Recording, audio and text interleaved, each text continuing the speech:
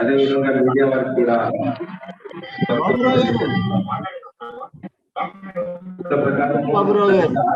ప్రారంభించాలనుకున్నాము.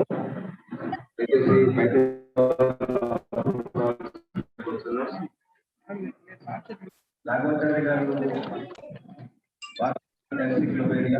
కోపూరి బాబురావు గారు 2 సంవత్సరాల క్రితం ఆగింది.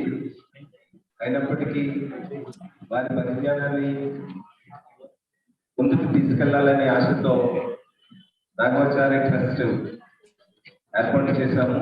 వారి శ్రేయోభిలాషులు, అభిమానులు, సాహితీపరులు, సమాజంలో ఉన్నటువంటి పెద్దలు అందరూ కలిసి ఏర్పాటు చేశాము. ఈ 2 సంవత్సరాలలో కోవిడ్ నేపథ్యంలో కూడా అనేక వెబినార్స్, సెమినార్లు నిర్వహించడం జరిగింది. మొట్టమొదటిసారిగా రెండవసారి ఈ స్మారక ఉపన్యాసాన్ని నిర్వహిస్తున్నాము. మా అందరికీ సంతోషకరమైన విషయం ఏంటంటే, ఎన్ని ఒత్తిడి ఉన్నప్పటికీ, ఎన్ని అపాయింట్మెంట్స్ ఉన్నప్పటికీ పెద్దలు, ప్రముఖ ఆర్థికవేత్త, రూరల్ ఎకానమీ అంటే ముందుగా మనకు గుర్తుకొచ్చేది సాయినాథ్ గారు ఈ కార్యక్రమం రావడానికి ఒప్పుకుని వారు ఉపన్యాసం ఇస్తున్నారు. రాఘవాచారి గారి మీద ఉన్నటువంటి అభిమానంతో వాళ్ళు వచ్చినందుకు రాఘవాచారి స్మారక కమిటీ తరఫున, ట్రస్ట్ తరఫున హృదయపూర్వకంగా వారికి ధన్యవాదాలు తెలియజేస్తున్నాం. ఈరోజు మనం నిర్వహించుకునే ఈ సభకు అధ్యక్షత వహించవలసిందిగా విశాలాంధ్ర సంపాదకులు, కవి, రచయిత, అనువాదకులు శ్రీ ఆర్వి రామారావు గారి వేదిక మీదకి రావాల్సిందిగా మనందరి తరఫున ఆహ్వానిస్తున్నాను.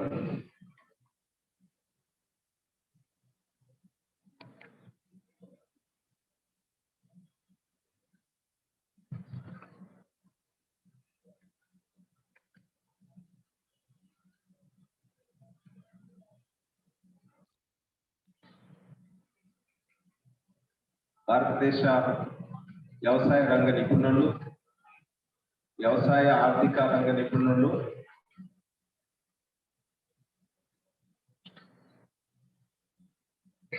మెగాసెస్ అవార్డు గ్రహీత, అనేక అవార్డులు వారిని ఏరుకొని వచ్చినప్పటికీ వారి నియమ నిబంధనలకు వ్యతిరేకంగా ఉన్న వాటిని సూక్ష్మంగా, సున్నితంగా తిరస్కరించినటువంటి వ్యక్తి, అందరి అభిమాని శ్రీ పాల్భూమి సాయినాథ్ గారిని వేదిక మీదకి రావాల్సిందిగా సవినయంగా మనందరి తరఫున ఆహ్వానిస్తున్నాం. Sir, I request you please come on the dais.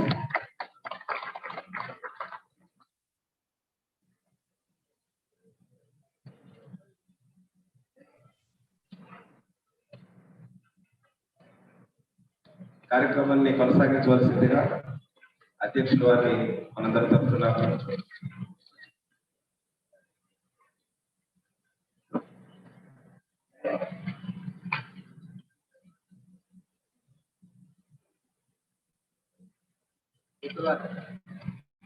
మొట్టమొదట రాఘవాచారి గారి చిత్రపటానికి సాయినాథ్ గారు పుష్పమాల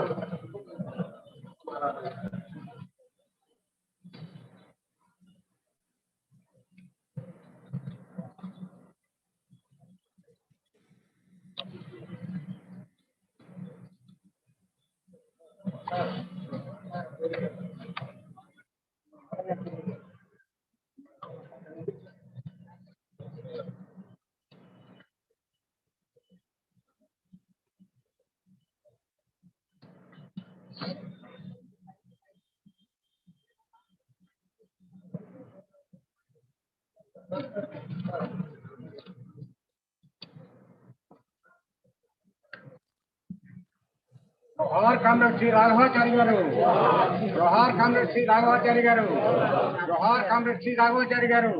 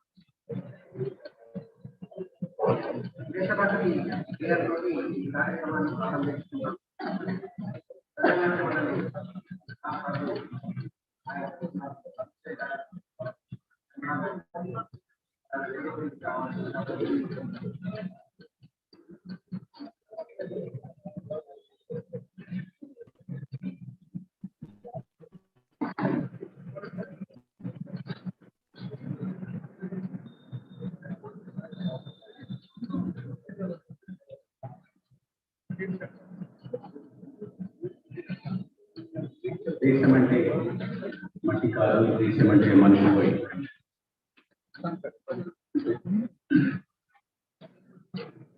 దేశమును ప్రేమించుమన్నా మంచి అన్నది పెంచుమన్నా, దేశమును ప్రేమించుమన్నా మంచి అన్నది పెంచుమన్నా, పుట్టి మాటలు కట్టి పెట్టోయ్ కట్టి మేతల పెట్టవోయ్, పుట్టి మాటలు కట్టి పెట్టోయ్ కట్టి మేతల పెట్టవోయ్, దేశమును ప్రేమించుమన్నా మంచి అన్నది పెంచుమన్నా,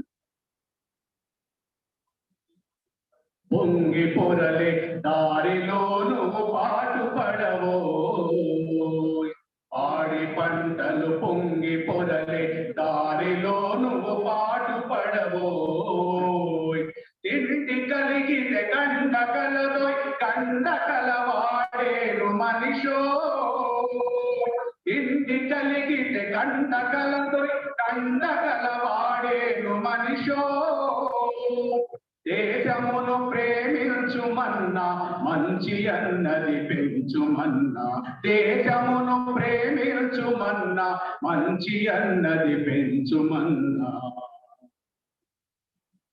దేశాభిమానం నాకు కర్తని ఒట్టి గొప్పలు చెప్పుకోకో,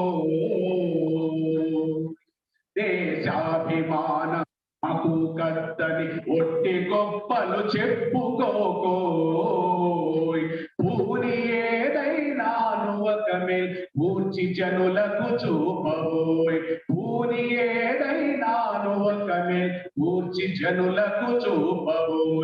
దేశమును ప్రేమించుమన్నా మంచి అన్నది పెంచుమన్నా, దేశమును ప్రేమించుమన్నా మంచి అన్నది పెంచుమన్నా. ఈసురోమని మనుషులుంటే దేశమే గతి బాగుపడునో, ఈసురోమని మనుషులుంటే దేశమే గతి బాగుపడునో. చదువుకొని కళలెల్ల నేర్చుక దేశి సరుకులు నింపబోయ్, చదువుకొని కళలెల్ల నేర్చుక దేశి సరుకులు నింపబోయ్. దేశమును ప్రేమించుమన్నా మంచి అన్నది పెంచుమన్నా, దేశమును ప్రేమించుమన్నా మంచి అన్నది పెంచుమన్నా. సొంత లాభం కొంత మానుక పొరుగువాడికి తోడుపడవో, సొంత లాభం కొంత మానుక పొరుగువాడికి తోడుపడవో.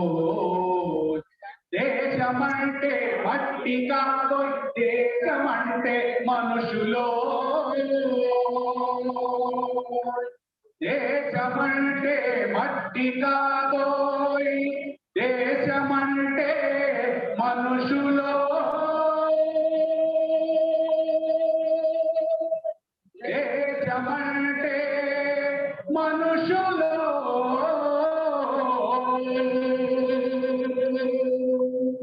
ఇచ్చారు అందరూ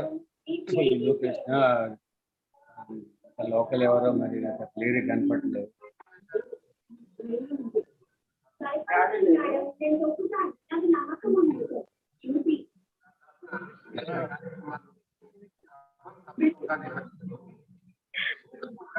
కార్యకలాపాల నివేదికను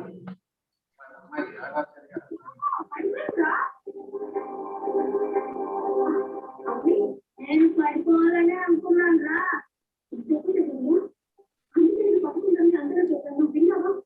పర్వాలేదు మేడం, సైకిల్ నడిపేటప్పుడు చిన్న చిన్న రకాలు తగ్గుతూనే ఉంటాయి. ఖాళీ ఇన్వైట్ చేసినట్టు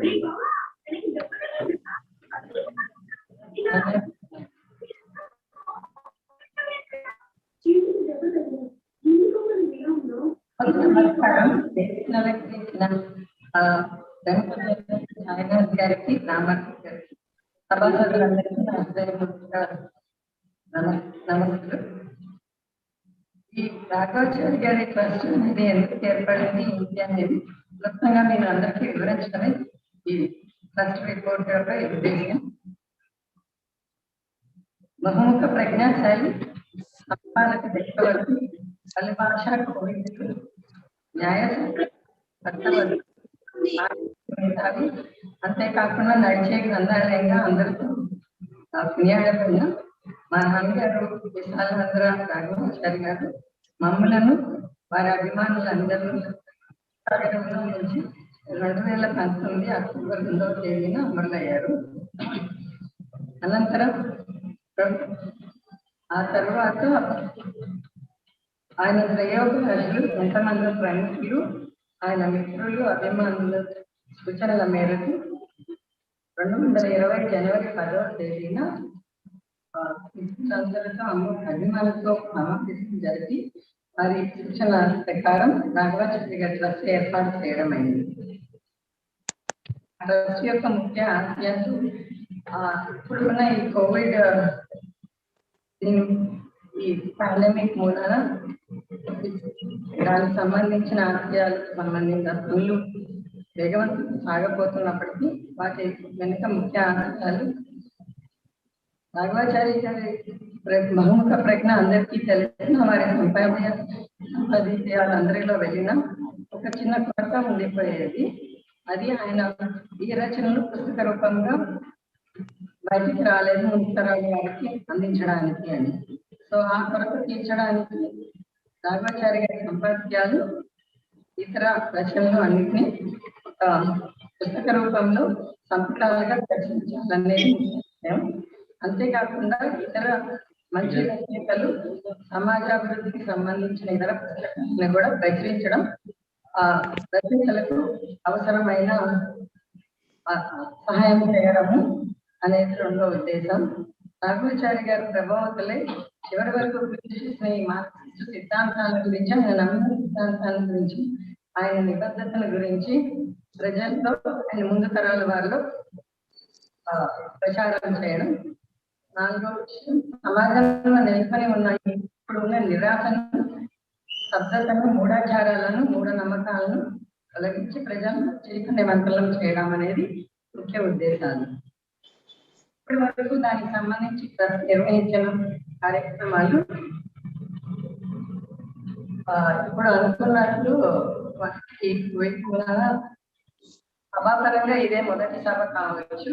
కానీ ఎంతో మంది నాన్నగారితో దగ్గరగా ఉన్న, ఆయనతో ఎంతో కాలం గడిపిన ప్రముఖ జర్నలిస్టులు, మార్క్సిస్ట్ మేధావులు, రచయితలు, అభిమానులు, వారి శ్రేయాభిలాషులు, మిత్రులు రాఘవాచారి గారితో వారి జ్ఞాపకాలను, అనుభవాలను అంతర్జాల సమావేశాల్లో పంచుకున్నారు. దాని ద్వారా మేమందరం కూడా ఆయన గురించి మరలా స్మరించుకోవడానికి వీలు కల్పించారు. ప్రజలను చైతన్యపరిచే ప్రక్రియలో భాగంగా ప్రముఖ శాస్త్రవేత్త కెవి గోపాలన్ గారితో శాస్త్రీయ దృక్పథం సమాలోచనపై, అదేవిధంగా మరొక ప్రముఖ శాస్త్రవేత్త కవి దేవరాజ్ మహారాజ్ గారితో ఇప్పుడున్న సమాజంలోని రుగ్మతలు, మూఢాచారాలు, మూఢనమ్మకాలపై షిజోఫ్రీనియా అనే ఒక టాపిక్ మీద అండ్ రాఘవాచారి గారి జయంతి సందర్భంగా శాస్త్రీయ దృక్పథం, గతము, వర్తమానం, పూర్వము, ఇప్పుడు ఎట్లా దాని తీరు మారినది అనే దాని మీద ప్రముఖ రచయిత కొప్పర్తి వెంకటరమణమూర్తి గారితో అంతర్జాల నిర్వహించాము. రాఘవాచారి గారి ప్రథమ వర్ధంతి సందర్భంగా రాఘవాచారి గారి సంపాదకల సంపుటంలో ప్రథమ సంపుటి అయిన సంస్కృతి కళలు గురించిన మొదటి సంపుటి పుస్తకం రెడ్డి గారితో ఆవిష్కరించడం జరిగింది. ఆ సందర్భంగా విశాలంలో జరిగిన సభలో పలువురు ప్రముఖులు పాల్గొని ప్రసంగించారు. అంతేకాకుండా ఈ మధ్య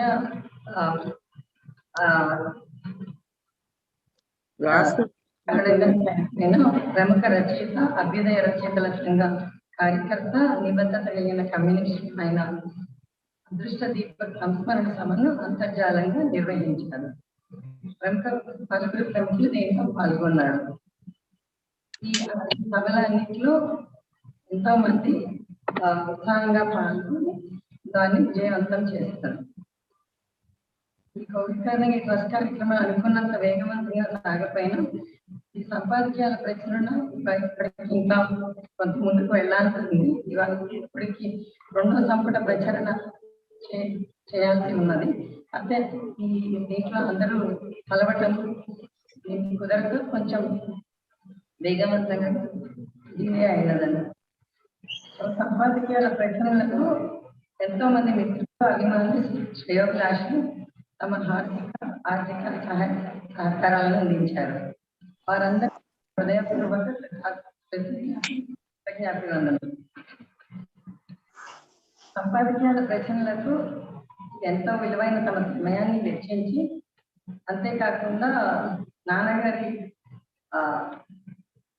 ఆ రాతని అర్థం చేసుకునే వ్యక్తులే చాలా తక్కువ మంది ఉన్నారు. ప్రాబబ్లీ అది ఒక్కటే నాకు వచ్చిన ఆయన లక్షణం అనుకుంటా. నారాయణ కూడా నా హాస్పిటల్ ఇద్దరు కంటే గుర్తించలేరు. సో ఎంతో శ్రమ తీసుకున్న ఆయన రాతని, దాన్ని బట్టి దాన్ని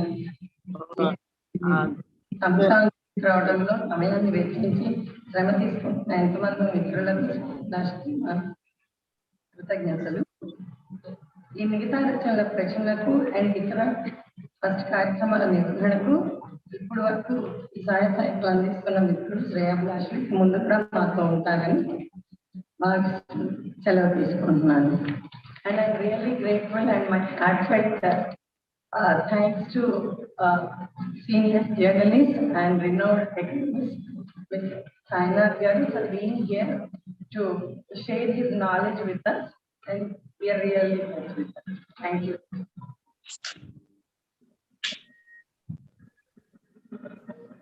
మనం ఎక్కువ ఆలస్యం చేయకుండా సాయినాథ్ గారి ఉపన్యాసం అయితే ఆయన ఎవరో మనకి ఈ ఊళ్ళో రాఘవాచారి గారికి గురించి ప్రత్యేకంగా చెప్పాల్సిన పని లేదు. ఆయనకున్న విశేషణాలన్నీ డాక్టర్ అనుపమ చెప్పారు. కానీ నాకు ఆయన ఒక నడిచే అధ్యాపకుడిగా కనిపిస్తుంది. ఆయనతో ఎప్పుడు మాట్లాడినా సరే మేము 3 విషయాలు నేర్చుకున్నాం. సాయినాథ్ గారి నుంచి పరిచయం చేయడానికి డాక్టర్ ఎన్ అంజయ్య గారు.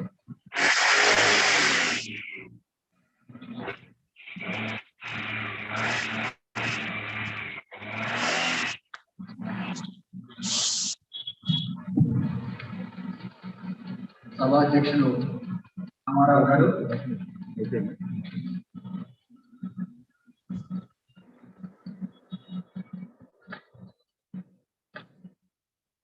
రాఘవాచారి గారి స్మారక ప్రసంగం చేయడానికి మన ఆహ్వానాన్ని మన్నించి ఇచ్చేసిన ప్రముఖ పత్రికా రచయిత పరిశోధకులు పాలగుమ్మి సాయినాథ్ గారు, ఈ సభా కార్యక్రమానికి ఇచ్చేసిన మిత్రుల స్నేహితుల అందరికీ నమస్కారం.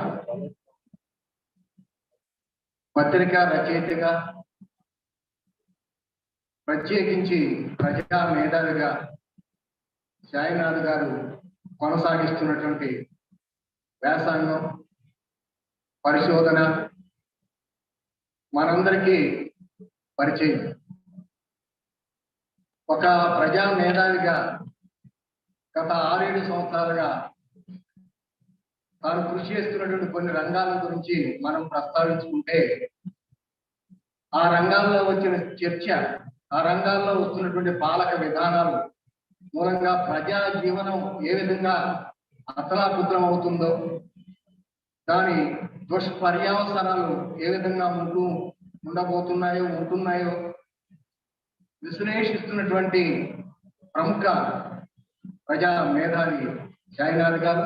అది నోట్ల రద్దు సందర్భంలో కానీ, లేదా పౌరసత్వ చట్టానికి సవరణ చేసిన సందర్భంలో కానీ, లేదా రైతాంగ గారికి సంబంధించి ఇటీవల తీసుకొచ్చినటువంటి 3 చట్టాల నేపథ్యంలో కానీ, అలానే దేశంలో ఉన్నటువంటి పత్రికా రచయితలు, ప్రతిపక్ష నాయకుల మీద ఇప్పుడున్నటువంటి ప్రభుత్వం చేస్తున్నటువంటి నిఘా కార్యక్రమం, అది ప్రకాశించే పేరుతోటి దాని మీద జరుగుతున్న చర్చ మీ అందరికీ తెలుసు.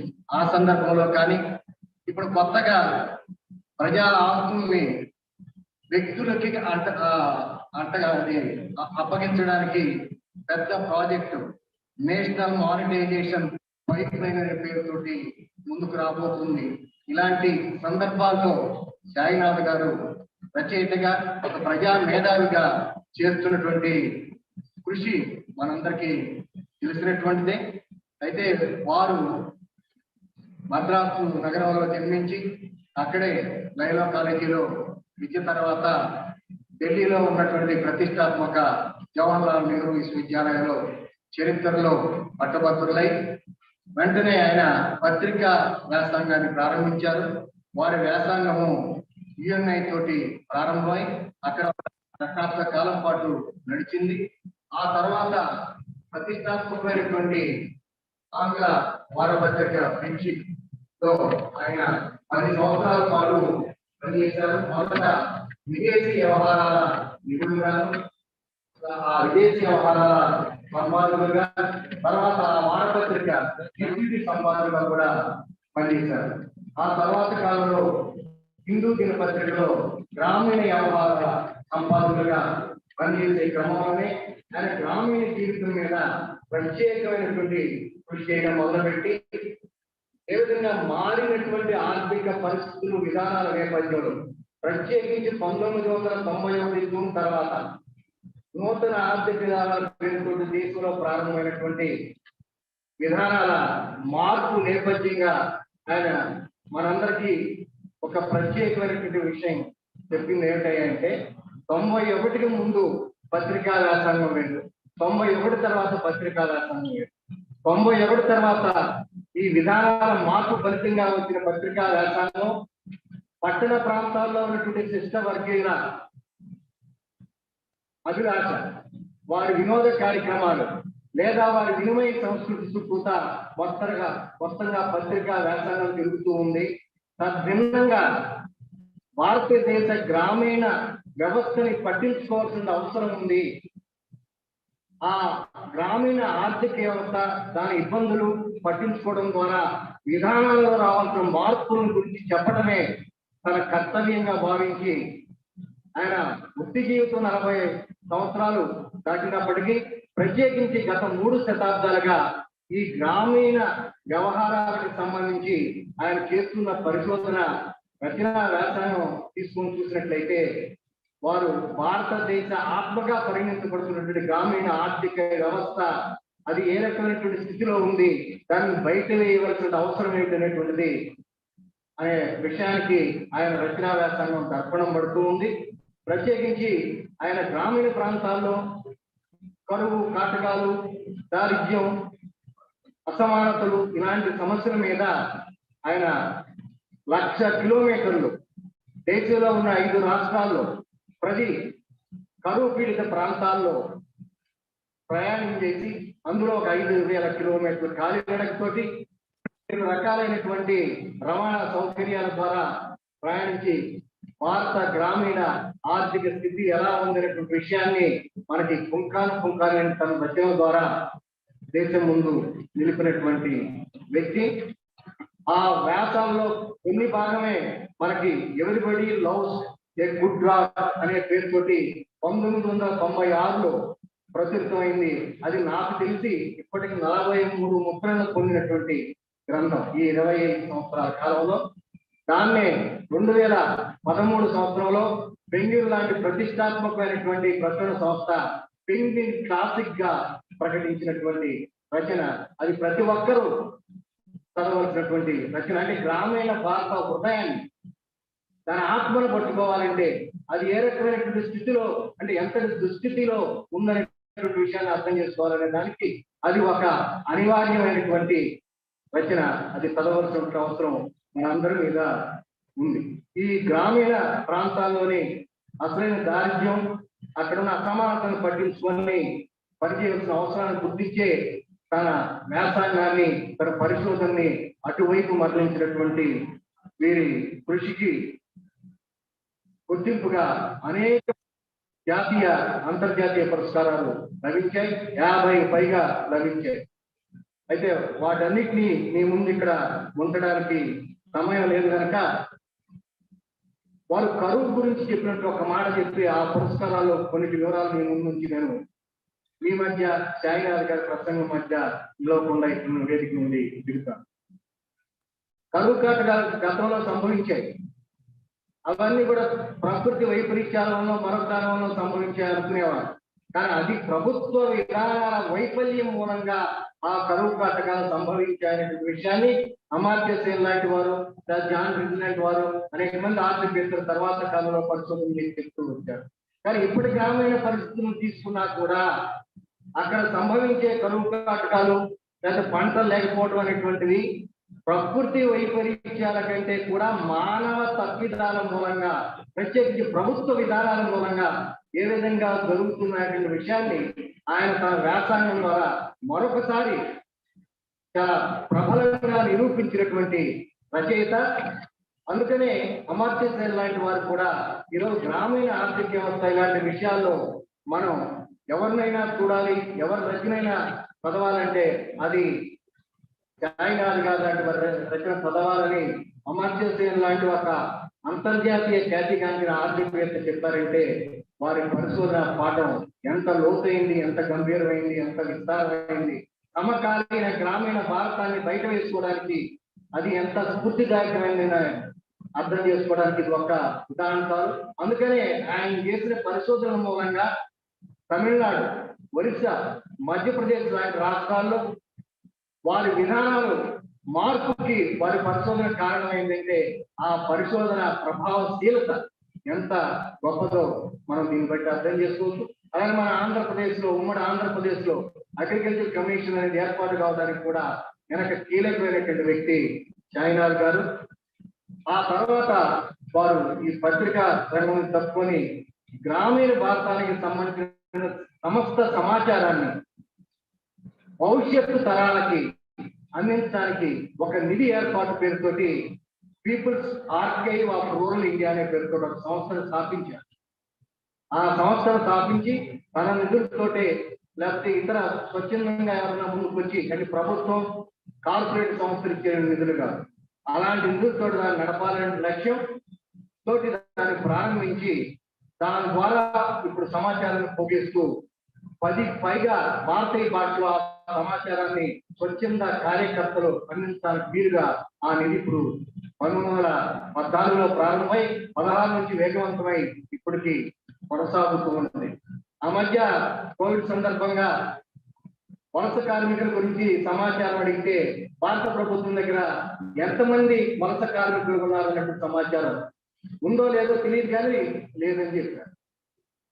అంచేత మనకు సంబంధించిన మన సమాచారం అందులో గ్రామీణ వ్యవస్థకు సంబంధించిన సమాచారాన్ని నిక్షిప్తం చేయడం, ఒక నిధి రూపంలో నిక్షిప్తం చేయడం అనేటువంటి బహుశా సమకాలీన పరిస్థితుల్లో మనకెంత ఉపయోగకరమో మన భవిష్యత్ తరాలకు అంతకంటే మించిన ఉపయోగకరం అనేటువంటిది వారు చేస్తున్న కృషి ద్వారా మనందరం తెలుసుకోవాల్సినటువంటి అంశం. దానికి ఈ రంగాల్లో ఆయన చేసిన కృషికి గాను వచ్చిన ప్రముఖమైనటువంటి పురస్కారాల్లో ఈ సంవత్సరం జూన్ 28న జపాన్కు చెందినటువంటి అత్యంత ప్రతిష్టాత్మకమైన అంతర్జాతీయ పురస్కారం ఇంకొక గ్రాండ్ ప్రైజ్. దీని ద్వారా వారికి 50 లక్షల జపాన్ కరెన్సీలో వచ్చినటువంటి పురస్కార ఇది. దానిలో 10 లక్షల యెన్స్ కోవిడ్ బాధితులైనటువంటి గ్రామీణ విలేకరుల కుటుంబాలకు కేటాయించారు. దాంట్లో 23 లక్షల యెన్స్ ఈ People's Archive of Rural India సంస్థ తరఫున గ్రామీణ ప్రాంతాల్లో పనిచేసే దళిత ఆదివాసీ కుటుంబాలను చెప్పినటువంటి విలేకరుల వాళ్ళు పనిచేయడానికి కేటాయించారు. ఇది ఈ సంవత్సరం లభించినటువంటి అత్యంత ప్రతిష్టాత్మకమైనటువంటి పురస్కారం. ఇది భారతదేశంలో గత ఈ పురస్కారం ప్రారంభమైనటువంటి 31 సంవత్సరాల్లో భారతదేశం నుండి ఈ పురస్కారాన్ని అందుకున్నటువంటి మొట్టమొదటి పత్రికా రచయిత సాయినాథ్ గారు. అలానే దీనికి ముందు 2007లో గ్రామీణ సమస్యల మీద వారు కృషి చేసి మొత్తం జాతి దృష్టికి ఈ సమస్యల యొక్క పరిష్కారం ఎంత ముఖ్యమో అని చెప్పి తెలియజేసినటువంటి రచనా వ్యాసంగానికి ఆయనకు రామన్ మెగసెసే అవార్డు 2007లో లభించింది. ఇది 1984లో ఆర్కే రక్షణకు లభించిన తర్వాత 23 సంవత్సరాలకి భారతదేశం నుండి మరొక పత్రికా రచయితకి లభించినటువంటి పురస్కారం. ఇలా చెప్పుకుంటూ పోతే అనేకమైనటువంటి వాటిలో ముఖ్యమైనటువంటిది Amnesty International Global Human Rights journalism పురస్కారం. ఇది ఆ పురస్కారం ప్రారంభమైన మొదటి సంవత్సరమే సాయినాథ్ గారికి లభించింది. అలానే అదే సంవత్సరం యునైటెడ్ నేషన్స్ ఐక్యరాజ్య సమితి ఆధ్వర్యంలోని ఆహారం వ్యవసాయ విభాగానికి చెందినటువంటి బోయిర్మా పురస్కారం కూడా వారి కృషికి గుర్తుగా లభించింది. అలానే మరొకటి యూరోపియన్ కమిషన్ పురస్కారం లోరెంజా నటాలి పురస్కారం ఇది 1995లో లభించింది. వీటితో పాటు ఆయన వివిధ విశ్వవిద్యాలయాల నుండి అనేక గౌరవ పురస్కారాలను పొందారు. వాటిలో ముఖ్యమైనటువంటి యూనివర్సిటీ ఆఫ్ ఆల్బర్టా 2011లో వాటి వీరికి గౌరవ డాక్టరేట్ ప్రదానం చేశారు. అలానే సెయింట్ ఫ్రాన్సిస్ జేవియర్ యూనివర్సిటీ వారు 2017లో అలాంటి పురస్కారాన్ని అందజేశారు. ఇవి కాకుండా వారు ప్రిన్స్టన్ యూనివర్సిటీలో మెట్రా ప్రొఫెసర్ ఆఫ్ రైటింగ్ అనేటువంటి గౌరవాన్ని, అలానే ఏషియన్ కాలేజ్ ఆఫ్ జర్నలిజంలో chair professor in rural India and digital knowledge అనేటువంటి గౌరవాన్ని పొందడంతో పాటు tricontinental institute for social research అనేటువంటి సంస్థ ఆయన సీనియర్ ఫెలోగా ఉండేవారు. ఆయన ఎన్ని పురస్కారాలు పొందినప్పటికీ ఆయన సూత్రం ఏమిటయ్యా అంటే ప్రభుత్వం వైపు నుండి కానీ కార్పొరేట్ సంస్థల వైపు నుండి కానీ ఏ విధమైన పురస్కారం తీసుకోకూడదు. అందుకనే ఈ సంవత్సరం మన రాష్ట్ర ప్రభుత్వము ఆయన జీవన సాఫల్య కృషికి గుర్తింపుగా ఆయనకి పురస్కారం అందించి 10 లక్షల రూపాయల ధనం అందజేస్తామంటే దాన్ని వారు తిరస్కరించారు. ఇది ఒక ఎత్తు. 2009లో భారత ప్రభుత్వం అందించే పౌర పురస్కారాల్లో పై నుండి 3వ స్థానం పద్మ భూషణ్ పురస్కారాన్ని 2009లో వారికి అందిస్తామంటే దాన్ని కూడా ఆయన తిరస్కరించారు. ఏమిటంటే పత్రికా వ్యాసంగం చేసేటువంటి ఎవరైనా కూడా స్వేచ్ఛ స్వాతంత్ర్యాలతోటి ఈ ప్రభుత్వ పురస్కారాలు ప్రాయోజిత పురస్కారాలకు దూరంగా లేనట్లయితే వారి వ్యాసంగాన్ని స్వేచ్ఛగా స్వాతంత్ర్యం పూర్వకంగా చేయడానికి అవకాశం ఉండదు అనేటువంటి వారి ప్రబలమైనటువంటి నమ్మకం.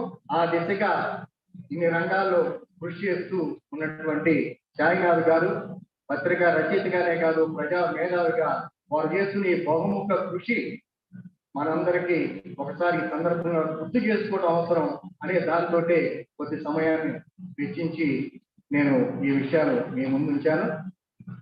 వారికి మరొకసారి మన ట్రస్ట్ తరఫున మన ఆహ్వానాన్ని మన్నించి మన నగరానికి ఇచ్చేసి రాఘవాచార్య స్మారక ప్రసంగం చేయడానికి వచ్చినందుకు ధన్యవాదాలు తెలియజేస్తూ నాకు ఈ అవకాశం ఇచ్చినందుకు ట్రస్ట్ నిర్వాహకులకి మీకు కృతజ్ఞతలు తెలియజేస్తూ సెలవు తీసుకుంటాను. ఇటీవల మీరు గమనించుంటారు, హిందీ టీవీ ఇండియా రవీష్ కుమార్ కి కూడాను కామన్ వ్యక్తి అవార్డు. మనకు అలాంటి జర్నలిస్టులు చాలా తక్కువ మంది ఉన్నారు. మీలో హిందీ చూసే అలవాటు కనుక ఉంటే మీకు రవీష్ కుమార్ కలుగుతారు, పుణ్యప్రసం వాజ్పేయి కలుగుతారు, ఇలాంటి వాళ్ళు కలుగుతారు.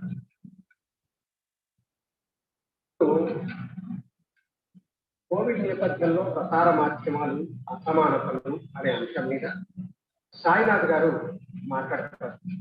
ఒకవేళ అవసరం అనుకుంటే ఆయన ఇంగ్లీష్ లో మాట్లాడతారు. చివరికి సంగ్రహంగా అనువాదం చేయొచ్చు, లేదా అవసరం లేదు అనుకుంటే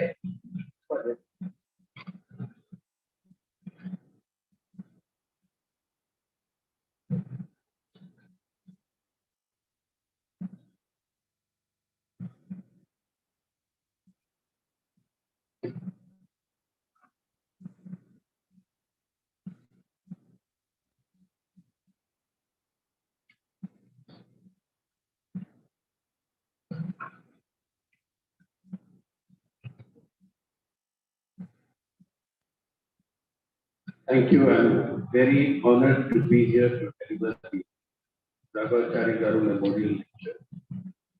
It's very good of you to invite me, and I'm proud and honored to be here.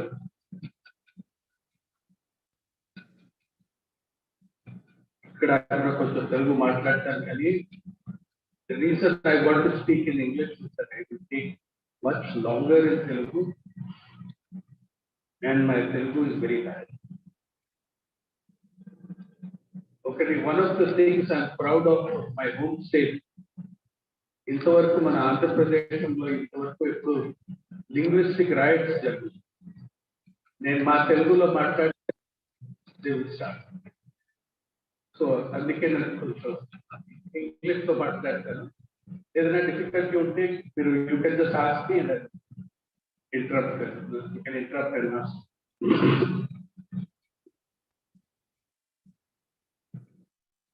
India has not been a more unequal society in 100 years.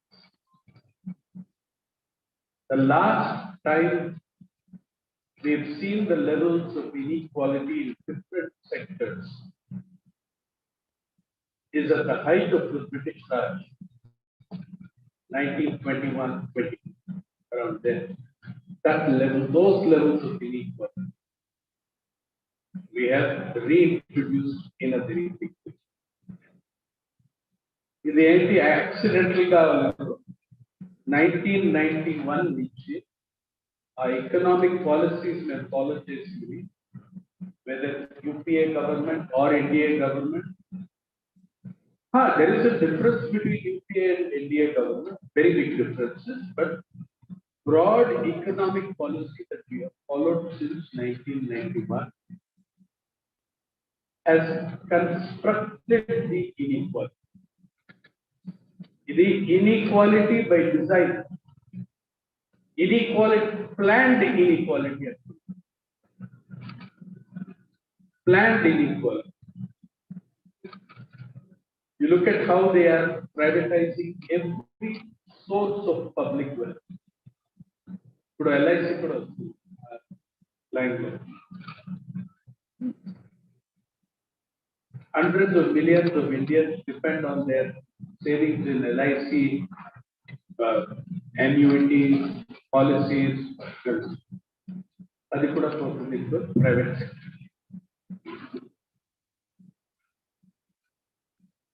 But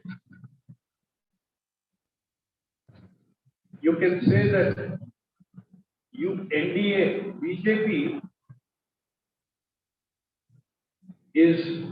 BJP is Congress party on steroids. Economic policies, whatever those they did, these people do on steroids. And let us look at what happened to wealth in India in the first 12 months of the pandemic.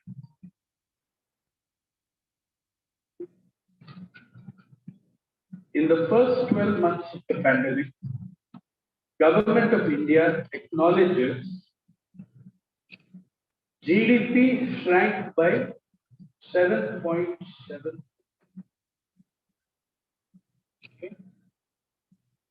That is the official estimate of Niti Aayog and government. GDP, gross domestic product, shrank by 7.7%. It's not a small figure. Other economists have said 12%, 15%, double these figures, but let us say Government of India accepted 7.7%. In the same 12 months, India added 32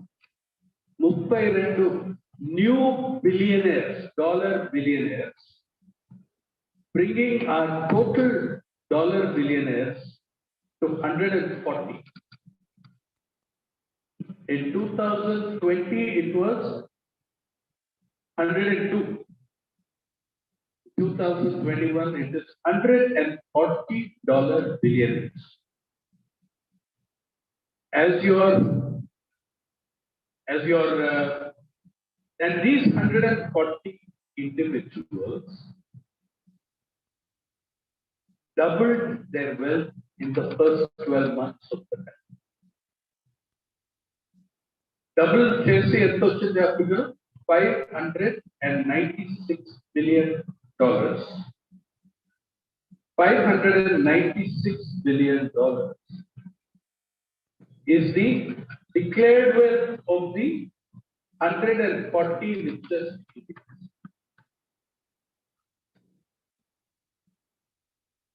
Now, what is that $576 billion? $596 billion is 22.7% of GDP. They were about, they have increased by 90.4%. They used to be 243 or something like that, 246 crores, $246 billion. In 12 months, they are $596 billion. And they added this wealth, doubled their wealth when GDP shrank. Before, they used to have the argument, growth, because these people brought growth. They made more money. What is wrong? Here it shows you clearly. Government is saying GDP shrank 7.7. But 140 individuals made this much money. In that same year, in 1 month of April 2020, these figures of 21 are for the year 20. In that year of April 2020, 122 million Indians lost their jobs in the non-farm sector in 1 month. Center for Monitoring Indian Economy figure. 91.3 million small traders, vendors, kirana shops were wiped out. Out of that 100, who is that 122 million who lost their livelihood? Not farming, we are not talking about farm agriculture. 91.3 million small traders, kirana stores, they lost their work. 17.8 million salaried employees, mostly lower middle class, lost their jobs. And 18.2 million self-employed lost their jobs. Millions of people were in relief camps when this government stated on the floor of the Supreme Court. On the floor of the Supreme Court, on March 31st, Government of India declared not a single person is on the streets now. When 20 million, 2 crore people were migrating, the Government of India declared on March 31st, the Solicitor General of India, presenting on affidavit on behalf of government, said, no, nothing. All the migration is all over. March 31st, 2020. As of 11 a.m. today, not a single person is on the streets. 12 days later, government filed a second affidavit saying 14.3 lakhs are housed in 37,978 relief camps. They did not mention that more than 60% of the relief camps were in the single state of Kerala. 60% of the relief camps were in Kerala. Okay? They did not mention that. They said 26,225 food camps have been organized, and 1.34 crore people have had food. Again, the bulk of that was in Kerala, because else in other states they were denying that there was a trend. They were denying that the migration was until by April 15th, possible. When 2 crore people come on the street, you have to see them. You have no choice. Even the media has. So then, on in the number of people in the media camps, in the relief camps and in the food camps, doubled. So sorry, in the food camps it went up 6 times the number of people approaching hungry, starving, going to food camps. 6 times that number grew in 12 days. It doubled every 48 hours. Hungry people approaching camps for food. The number of people in relief camps doubled in those 12 days.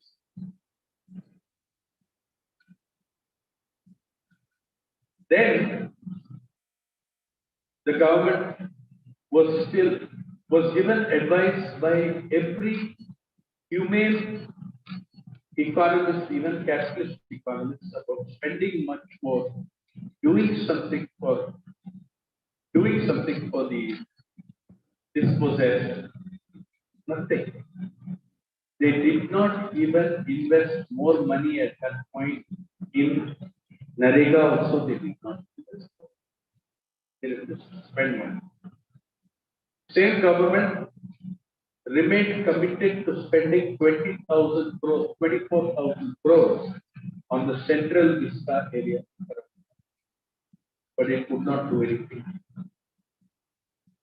Now here, as this misery was unfolding on the ground, as lakhs of people were dying, today we know that more than officially 500,000 people have died. That is simply not true. The actual figures are anywhere between 6 to 10 times more than 4,68,000 or 5 lakh figures. There have been any number of surveys, studies, which say deaths are much higher. Now, and we will never know the number of deaths due to COVID, because lakhs of deaths have been counted as not COVID. No mention of COVID in the death certificate. Right now in Uttar Pradesh, a dispute is going on, which I'm proud to say we in the People's Archive of Rural India, we brought that story to the media to the front page. In Uttar Pradesh, government of Uttar Pradesh took two actions. It not only permitted the Kumbh Mela, it advanced the Kumbh Mela by 1 year. The Kumbh Mela that is to take place in UP takes place once in every 12 years. Okay. The last one took place in 2010. So the next one should be in 2022. But they cited some astrological reasons, mathematical reasons, and brought it to 2021. And they did not prevent the Kumbh Mela. They let it happen, and UP has had incredible numbers of COVID deaths after it. Now in this, they also wanted to hold the Panchayat election. Why did they advance the Kumbh Mela? Why did they feel determined to hold the Panchayat election against the advice of the Supreme Court? Supreme Court said, can't it wait a little bit? They said, no, sir, we have already waited. We are in position. We are holding the election. The Supreme Court of India advised them, think about it, whether you should. Why did they need to prepone Kumbh Mela, advance by 1 year? Why did they need to hold the Panchayat elections? For very important reasons. Because they wanted, see, Kumbh Mela is held in 2022. It is held in April. That is, after the UP elections are over, there is no benefit to be got from holding the Kumbh Mela in April 22. February 22, the assembly elections are. So they needed to hold it in the advance the Kumbh Mela by 1 year. Second, they could postpone the Panchayat election because the alienation of people from the Adityanath regime was and is growing, though the opposition disunity in UP, in the north, the Panchayat elections are very important for the assembly elections. All your sarpanchas, panchas, controlling them, you will control the villages during the election. So they need this. UP Panchayat election costs thousands of crores of rupees. It's a large state, 240 million people. Now, who conducts the elections? Largely the workforce for the elections is school teachers. school teachers. The school teachers who are basically BJP RSS supporters protested and said, please don't do this. Don't do this. You will kill us. It's very dangerous. The COVID was raging, the height of the first week. Adityanath said, no, hold the election. They held the panchayat. Because they thought they'll get great benefit from Kumbh Mela and then control, influence the panchayats, and after the panchayats, they will do better they will be able to control. Now you should understand, more than in the south, much more than in Tamil Nadu or Kerala, the school teacher is very important to elections in UP and Bihar.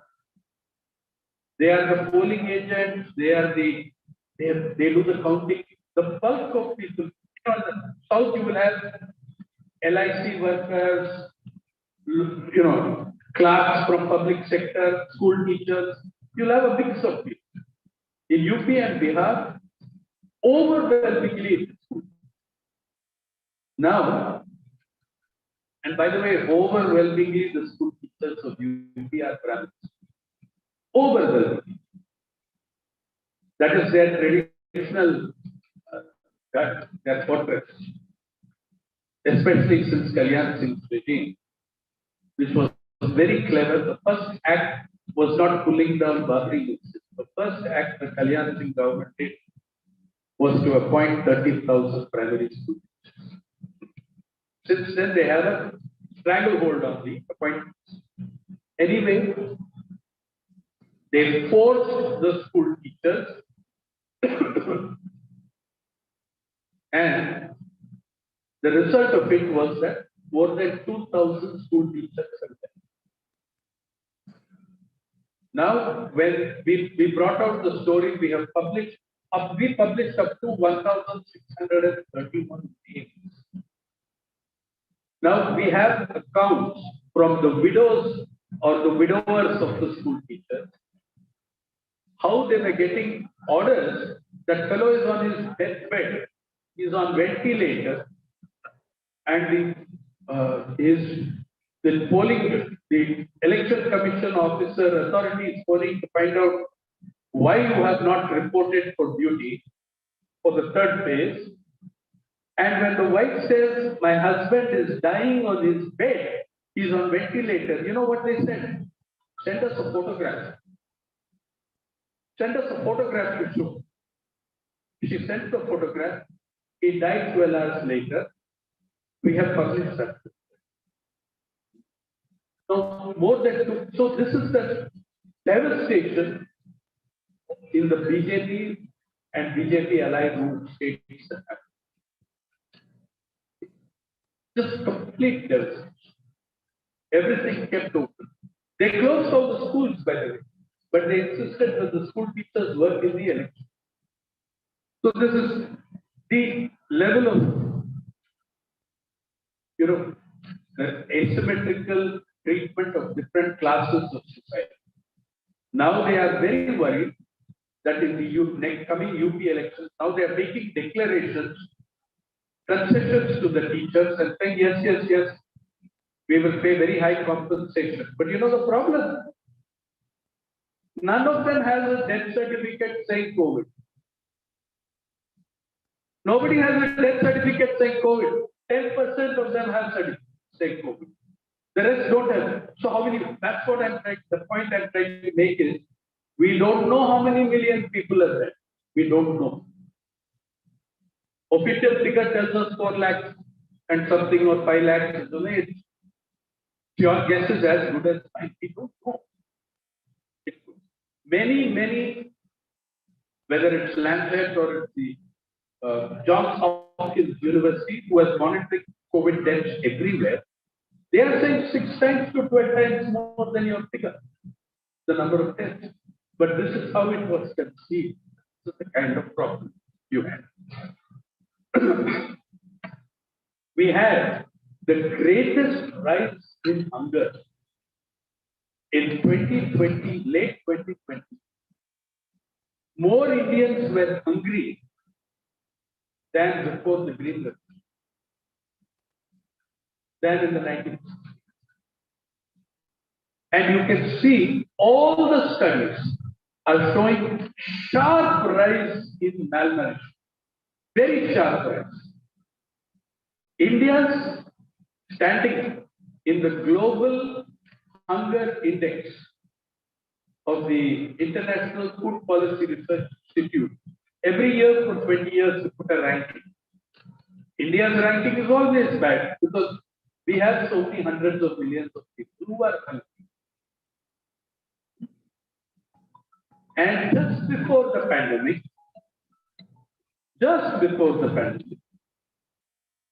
IFPRI had a paper on hunger in India. This is pre-pandemic figures. So you imagine what happened in the last 12 months. Pre-pandemic figures said that 2/3 of rural India cannot afford a basically nutritious meal even if they spend 100% of their income on food. Even if they spend 100% of their income on food, 63.2% of Indians cannot afford a basic nutritious meal. If we allow that, they said, if we allow that they spend 15 to 25% on other things like rent, commuting, health, education. If they spend 25%, we know that they spend much more than that. But if they spend 15 to 25% on that, still 76% of the population cannot afford it. That is the state of hunger before the pandemic. Then comes the pandemic. But because you had a good monsoon previous year and the purchasing power of people collapsed. See, the thing is, inequality reflects in every sector. In law, today we are seeing that in the courts, in law, in hunger, in education, in income, in wealth. It reflects in every single sector. Here how it shows. In August last year, in August 2020, surplus food grain buffer stock 104 million tons. And July it was 94 million tons. August 2020, 104 million tons of food, out of which they agreed to give 4 Indians, not every Indian, 4 Indians, under the National Food Security Act, 5 kilograms of rice or wheat every month. Please look at the life of any laborer in this state, which is a rice-eating state. Please tell me, okay, how much 5 kilograms will last? It's 5 kilograms per person, per family, whatever. But you see how much 5 kilograms will last that working in. How many days will it last? Who is dependent entirely on that, because apart from that, he has some chili and some salt with that rice and eats. Now that, then the cabinet met in, as the stocks were piling up, the cabinet met. They did not take a decision to distribute food. You know what they took the decision for? Because there are so many millions of tons, 80 million tons was becoming 100 million tons. The only decision that cabinet meeting took was to permit the conversion of millions of tons of rice into ethanol to create biofuel. People were starving to death. Okay? Many people who were ill of COVID and died also died because they were undernourished. All the other comorbidities were triggered by their lack of nutrition. Yeah. Now, by the way, ethanol, you don't use wheat, you use rice. So the decision hit rice eaters very badly. They allowed millions of tons of rice to be moved to the ethanol industry for cleared. But you know what was the excuse they gave? It's lovely. We are going to convert millions of tons of rice into ethanol to make hand sanitizer. So their cabinet announcement is there. Permitted to make ethanol for hand sanitizer. In the districts of Marathwada, in the districts of Rayalaseema, are millions of people who cannot wash their hands twice a day for lack of water. They needed food. You destroyed the rice to give them hand sanitizer. And of course, a lot of the ethanol would have gone to the fuel industry. But they gave the excuse of hand sanitizer. Now, coming back to the last 12 months and the growth of income inequality. 140 individuals. What is your country's population? If you take the country's population, 140 individuals is 0.00014% of the population. 0.0000014% controls 22.7% of your GDP. What about the remaining 1.3 billion? The new census will show you that you are close to 1.4 billion. Show you that. But 1.3 billion is you are talking about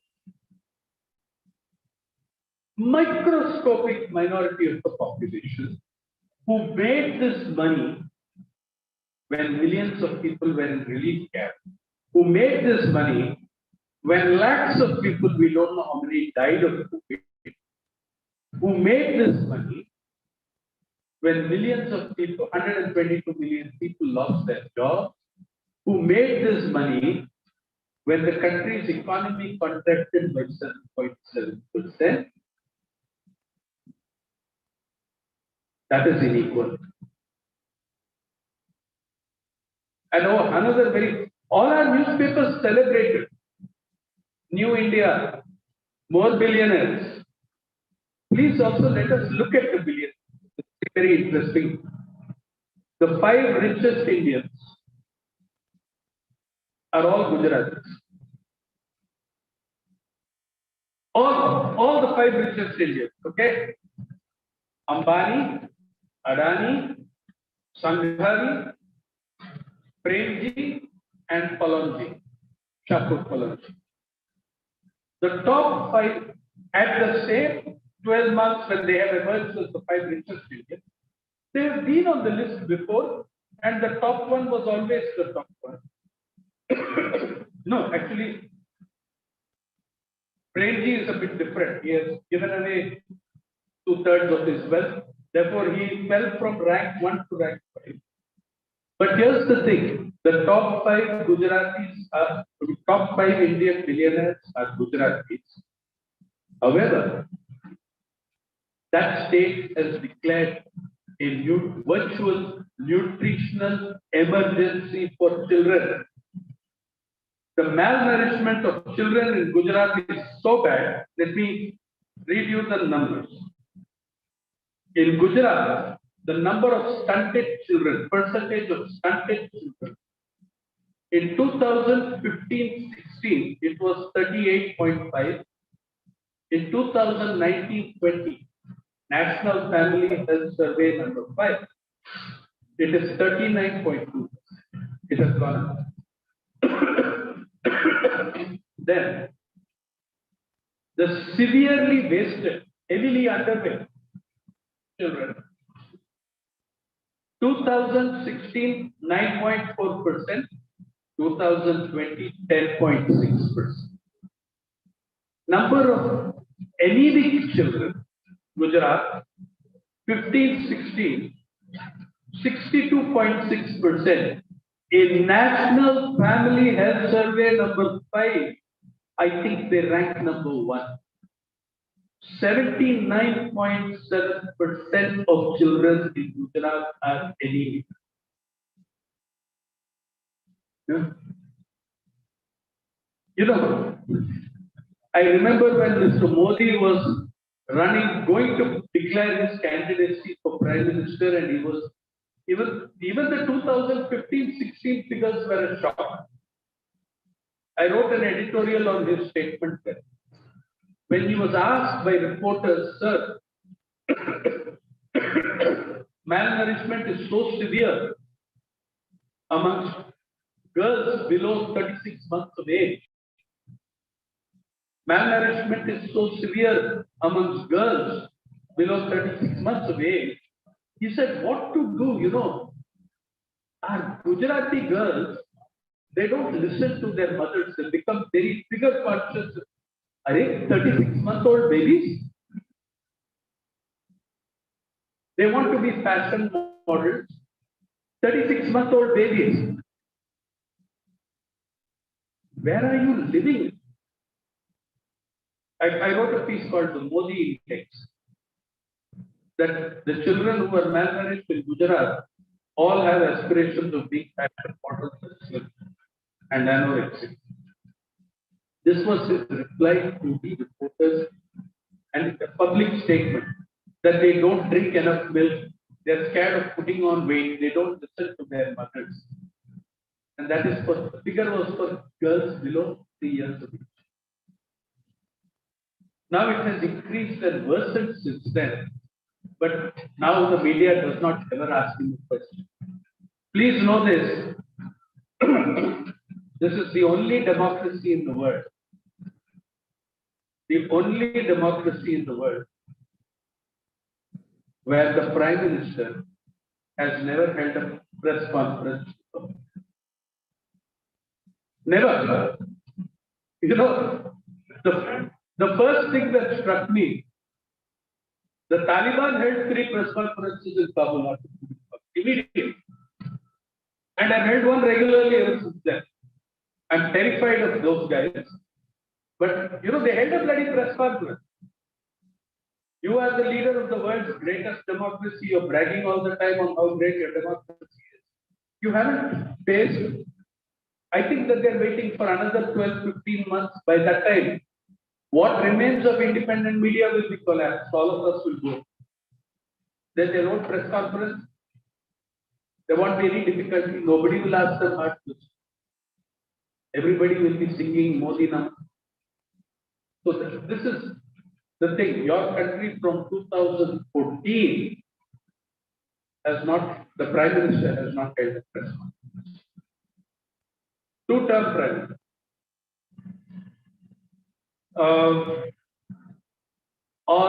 When the first lockdown came, before the first lockdown, what did he ask you all to do? He asked you all to gather and light candles. Then he asked you all to gather and beat pots and pans. This is how you will fight COVID. India remains, the inequality in the health sector is so great. Let me tell you what the number is. India is one of the lowest spenders on health in the world. 1.28% of your GDP is the generous estimate. 1.28% of GDP is the generous estimate. And if that was the case, you should have been pouring hundreds of thousands You should have been pouring thousands and thousands of crores into the health industry. You did into the private sector. I told you that now there are $140 billionaires. 24 of them are from the health and pharma sector. 24 of our $140 billionaires are from the health and pharma sector, and the top 10 of those, you can imagine, you know who, the guys with the vaccine. The top 10 of the billionaires, $24 billionaires in the health sector, cumulatively, you know how much these gentlemen made every day? Every day, on average, they added 5 billion rupees to their wealth. 5 billion rupees to their wealth. Rupees. Okay. I think that's an impressive figure enough. Every day they added 5. Do you know that you could do your health budget for years if there was a 10% wealth tax on these? With those 140 individuals, if they paid 10% wealth tax, you can expand and run, you can run the rural employment Narega, you can run at present cost for 16 years with 10% wealth tax. But you've removed lower taxes for them and raised taxes on the public through regressive tax additions to petrol and diesel. This morning, when we filled in diesel on the way here, 105 rupees a litre for diesel and petrol is 111. What that is doing to food price, what that is doing to poor people. We are now witnessing the final stages of consolidation of a corporate state. A world run for, by, and of corporates. And the public don't matter a damn because you've got the media on your side to do endless propaganda. Endless propaganda. See, the greater, now the inequality is also showing in the rise of the communal principle. For the greatest achievement of the Hindutva, the greatest achievement has been to make 85% majority look like victims. And small minorities look like oppressors. It is unacceptable to them that Bollywood can be dominated by 3 khans. So now they're going after it. And the kind of mass psychosis that has been built. Look what happened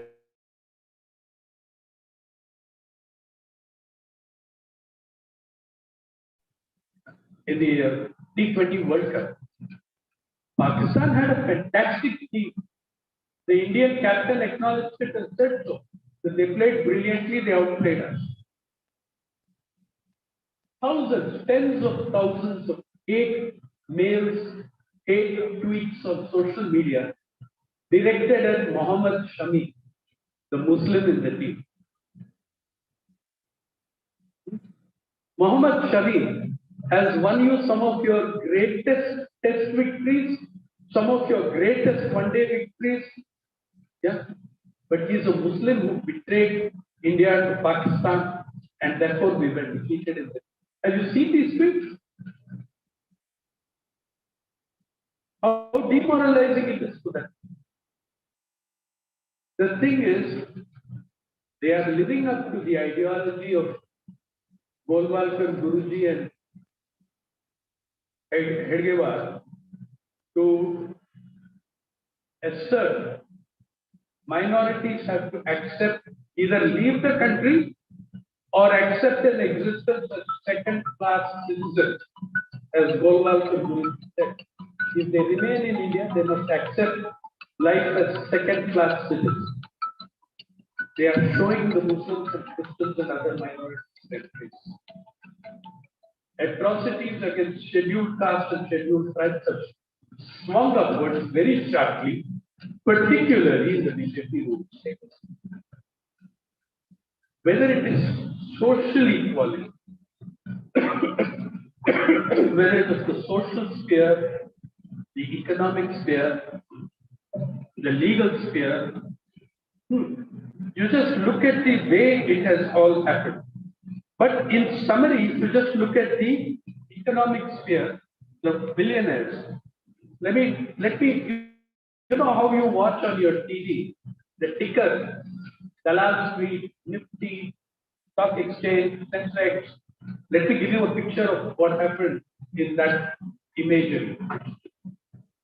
They will write Ambani, Reliance, 7% up, there will be an arrow, right? With the number of billionaires in 12 months, up, arrow.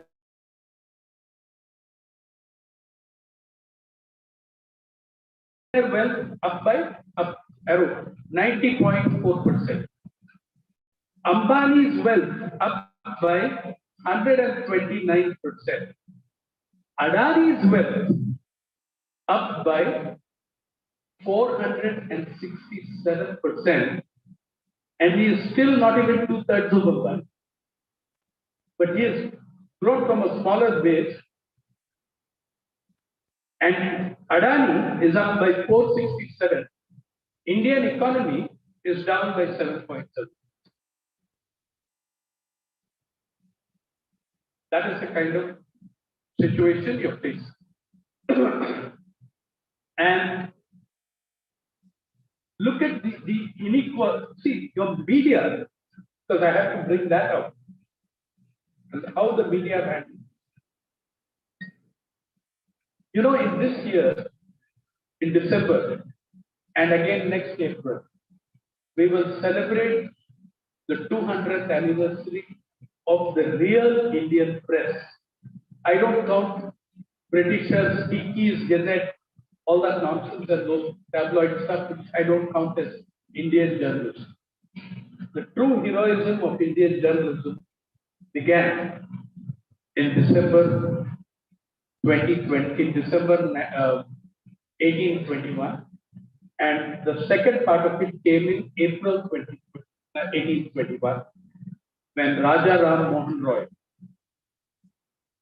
founded the Kaumudi Sambad, and the first, and then he founded a politically expressed views to the elite. He founded a publication, Miracle Akhbar.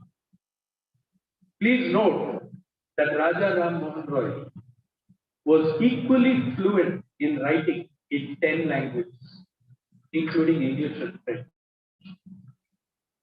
Why did he start a paper in Persian? Because that was the language of the elite in that period. It was the court language of the Mughals. And Miracle Akhbar was. Few months later, he suspended his publication because he had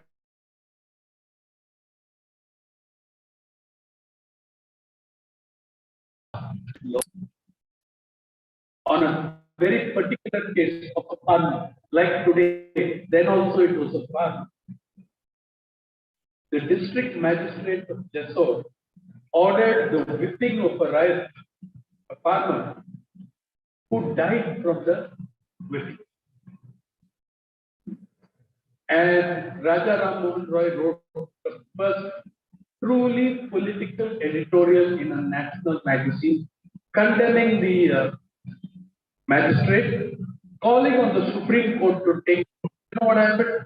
The Supreme Court of England took notice and suspended the magistrate, and the local government of the British government of India reacted to it by passing huge censorship and free censorship laws.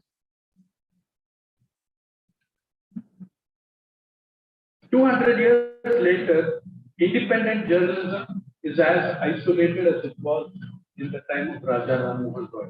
Let me tell you my personal experience in the year 2021. Oh, another of India's great achievements, apart from billionaires, the country that is now number 3 in the world in billionaires, USA, China, India, is ranking 131 in the Human Development Index of the United States. 131.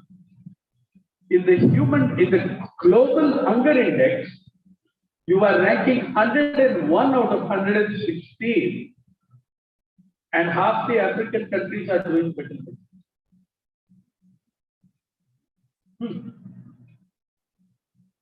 Now, the Indian government has protested the Global Hunger Index figure and said there is no hunger in India. Oh, really? If so, why did you distribute 5 kilograms of rice every month to 80 crore people by your own? If they were not hungry, what? You're just celebrating Prime Minister's birthday? What? Now, in the rankings that happened here, whether in the health, everywhere you fell, in the freedom of press ranking, you fell worse.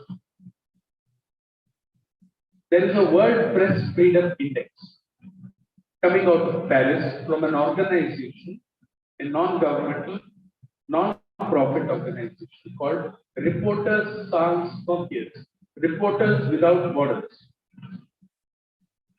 They ranked India at 142 in the World Press Freedom Index in 2020. Government of India protested, they got very angry, and they instituted a committee of which I was a member. They instituted a committee of members, Index Monitoring Committee. It tells you what the purpose of the committee is. The purpose of the committee was to rebut the World Press Freedom Index. At the same time they were doing this, they were arresting Siddiqui Kapur and keeping him 1 year without a trial, without producing a report, yet chaining him to his bed in hospital when he had COVID. So, this order to form this committee came from the very top. And letter of instruction was given to the Information and Broadcasting Ministry by Union Cabinet Secretary. How many people does Union Cabinet Secretary take orders from? Prime Minister, Home Minister, maybe PMO chief, nobody else. He is the senior most powerful bureaucrat in the country. Union Cabinet Secretary directed the Information and Broadcasting Ministry to form an index monitoring committee, and yes, let it be 1 or 2 journalists. Freedom of Press Committee, 11 bureaucrats, 2 journalists. Freedom of Press, 11 bureaucrats, 2 journalists. So I was approached by the senior PIB Director General, sir, will you be a member? I said, I will be a member on the condition that we are not existing to rebut the French index. I am more interested in what Indian journalists are experiencing. Let them tell us what they are experiencing. We can have hearings, we can do this, and I will, we will. Anyway, they asked me, they said, yes, absolutely, yes. So we joined. We had 4 full meetings, and there were subgroups that met between the 4 full meetings. And then they set up. I was the only person who spoke in any of them. The bureaucrats spoke to report on what they did in the subgroup. They never addressed the issue. The other journalist was Mr. Rajat Sharma of India TV. He did what I thought was impossible for Rajat Sharma. He remained silent and never said a word. You would think that a television anchor is incapable of remaining silent. But he sat through 2 meetings without saying a word. Then he said that, I'm sorry, I cannot participate in this. I'm too busy. Then they brought on 2 more people who were also very busy and therefore remained silent. And then they produced a draft report. Now, the beautiful thing about the draft report, it was said draft report in all the emails to us. But on the cover of the draft report, the word draft did not come. It said report. The report begins with praising me. They need to show that a critic of the government supported this report. Okay? So it begins with, psychopathic praise of me for being so generous with my time, etc. And thinking I will read that and pass the report. Everything in the report was useless. And I wrote a long note of this. And I also created 3 appendices. And I'm wanting every journalist here to know this. And I want every citizen here to know this. One of those appendices is calls for punishment with imprisonment for false cases foisted on me. And if I have foisted a false case on you, which was capable of getting you 3 years in prison, my punishment must be equivalent to those 3 years. I believe this is the only way we are going to fight back against what is happening in this country. That those bureaucrats, ED officials, IT officials, policemen who are throwing puppets and others into case, international conspiracy charge against a 21-year-old girl for charity. I think that only if that fear of punishment and accountability, there are such laws in every other country. All the democracies have some laws. In the United States, which is such a horrible thing in this kind of issue, you have gigantic compensation. $10 billion, $3 billion compensations for people who have been wrongly imprisoned, for groups of people. We don't have. Second appendix, you know how many laws there are in the country that affect press? One good thing about being on the committee, I could use the ministry machinery to count all these things. In India, the number of laws affecting press is 52. 52 laws affect the press.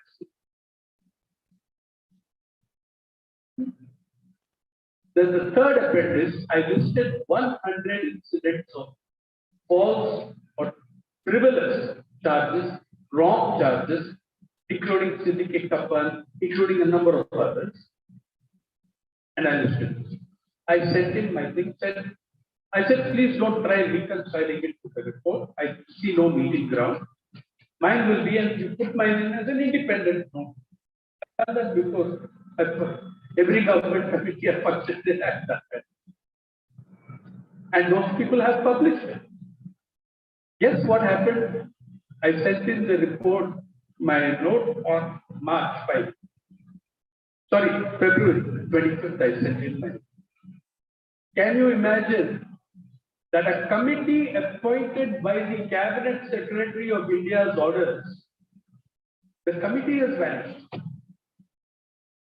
The committee has ceased to exist. The email ID is invalid. Then 2 RTIs have been filed. The reply to the RTI, 9 questions in the RTI. What were the dates of the meetings of the committee? That question is answered. On these 4 days, the committee met, full committee met. When they give you that answer, they are establishing that the committee existed. The remaining questions, they say, these are not our department. We don't know. Because the other questions are, what happened to the report? Is the independent note of the independent journalist member included in the report? The answer is no. They don't. Then the second RTI, they haven't replied at all. It's now appearing, it's in the appeal stage and in the penalty stage where the bureaucrat starts paying a fine if he doesn't, no reply. I think it's the case of the vanishing committee, the first time in Indian history that a committee appointed at the highest levels has just disappeared off the record. This is the state of equality and inequality in the country. And the draft report, which is now the final report, it says on human rights, it says the Indian Army have done a wonderful job of protecting the human rights of protecting the freedom of expression rights of journalists in Kashmir. In Kashmir, in my note, I said, why don't we ask the journalists of Kashmir to appear before the committee and tell us what you are saying? So, I mean, you can, the media are there now. None of the major newspapers have taken up these. None of them. Not one lead editorial asking what happened to the Freedom of Press Committee, to the index one. You've got the entire media doing what you want. That the greatest inequality in the media today, from the time of Raja Ram Mohan Roy now, the big difference is that your media are entirely corporate. 99% corporate owned media. Maybe left parties have their communities, which are not corporate owned. But in the public, the selling monopoly media are owned by corporations that cannot allow any content that disturbs their relationship with power. Corporations cannot afford that. Do you know, now tell me, have the media told you, can you recall one newspaper? I'm not talking about Vishal Andhra, Raghavachari or papers like that. Have you read in one newspaper? Have you read in one, have you seen on one channel that the protest going on in Delhi is the greatest, longest democratic protest in the world that the globe has seen in a decade? Much bigger than Occupy Wall Street, much larger in scope than any other democratic protest. And my God, that entire protest is organized at the height of the pandemic. Okay? When 3 laws are written for 2 corporate groups. There are newspapers outside this country which have made this point, but not in this country. That this is the greatest democratic protest that we have seen in our country.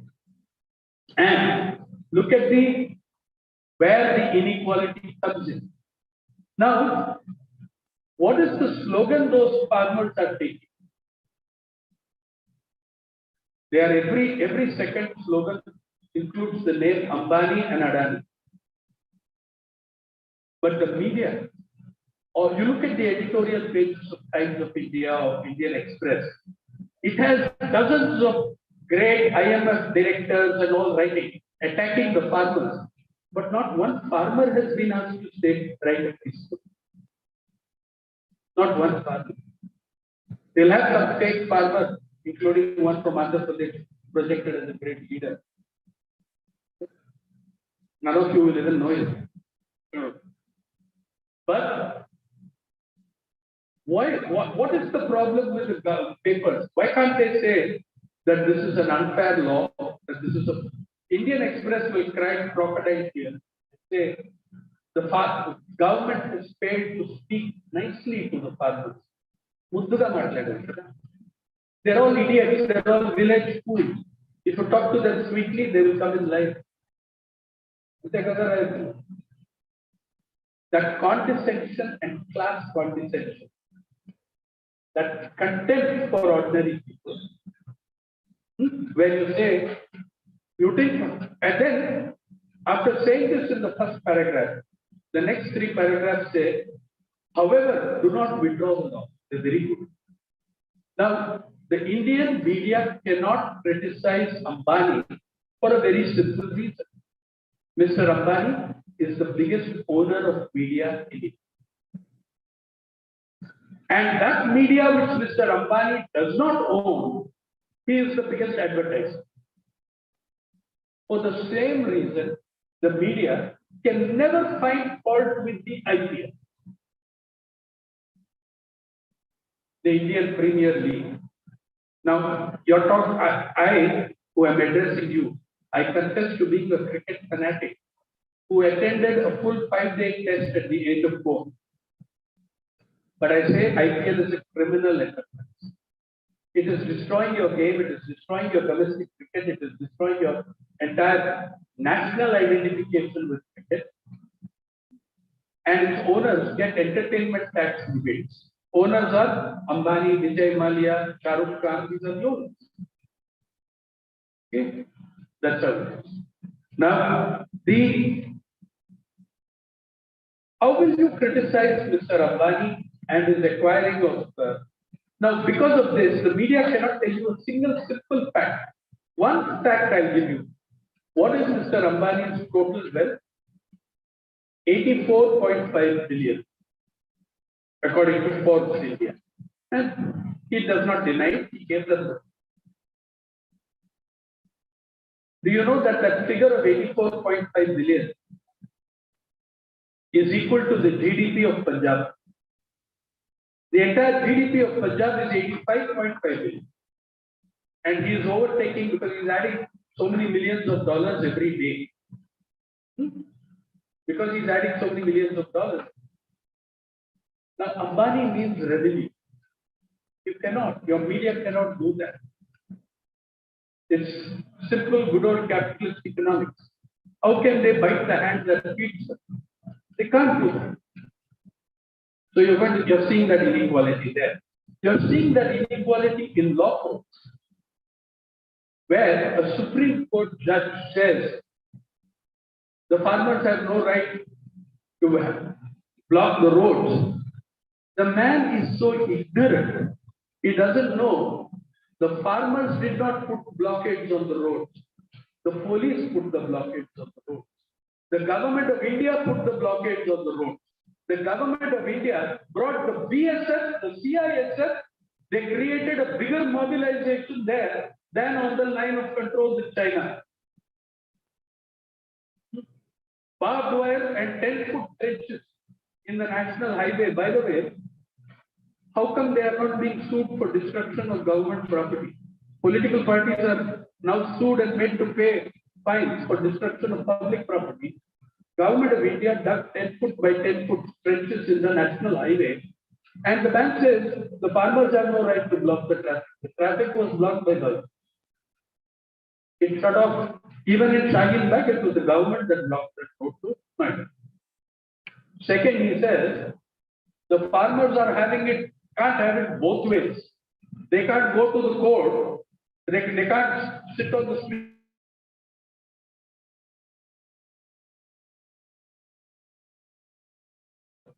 Does such a law exist? That if I'm in court, I cannot express protest anywhere else? What sort of people have you made Supreme Court? And while a Siddiqui couple is there 1 year, more than 1 year, in the frailest of health and in danger of death, and Arnab Goswami has a special midnight meeting emergency and gets his bail in 24 hours. Well, the thing is, you better face this fundamental fact. There is no equality before law in India anymore. And it has not been there for quite some time now. There has been no equality before. Even in the case which you are seeing, by the way, Aryan Khan, good to tell you, got his bail today. But even in that case, the 3 got bail. There are 17 others who the Assistant Solicitor General has not referred to, not brought into it. Why? Tens of thousands of under trials in your country spend more time in jail than they would if their trials were conducted in the on every count. Look at your country. It was founded on what principle? Your preamble and directive principles tell you equality and justice. Justice, social, economic, political. Social, it is not an accident that they wrote social first. Justice, social, economic. On the one hand, you have 140 billionaires controlling 22% of your GDP. On the other hand, 75% of rural households in the last socio-economic census. Male breadwinner takes home less than 5,000. Imagine. Please help. The last thing on the meaning, I will look at education. I'll show you some of the slides. See, I want every one of you to know that the farm laws are not only about farming, they are about every one of you. There are clauses in the laws that nullify the fundamental right of the Constitution gives you to seek legal remedy. Article 32, fundamental right of the Constitution of India, the right to legal redress. But the farm laws withdraw that. You cannot go. It bars the jurisdiction of the civil court. By the way, all district wakils are going to lose their dharma because the district courts have been barred. They cannot take up the case. What are the maximum of cases at the district level? Land cases, farmers cases, these are the cases. That's also happening. Online education. We have set the education of 4 children back by a decade. How many girls do you know below the age of 18? In the cities, let alone forget rural India, how many girls do you know below the age of 18 who own a smartphone?